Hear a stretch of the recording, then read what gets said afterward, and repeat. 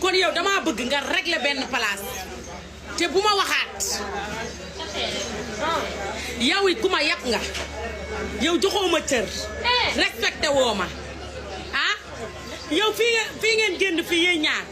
ngeen xulloo sénégalais yi wax nee nañ yow bébé Binta moytul Fatou Ndiaye moytul bébé Binta moytul Fatou Ndiaye nga génn ne maa tay sama xarit la yéen ñaar war ngeen a jote ndax yéen ñi taxaw di leen doon xaar dafa bari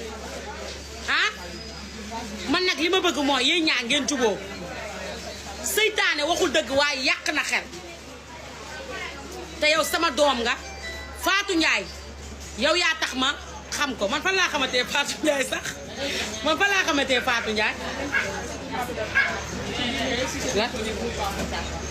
France laa ko xam man Fatou Ndiaye sax xamatuma fu ma ko xamee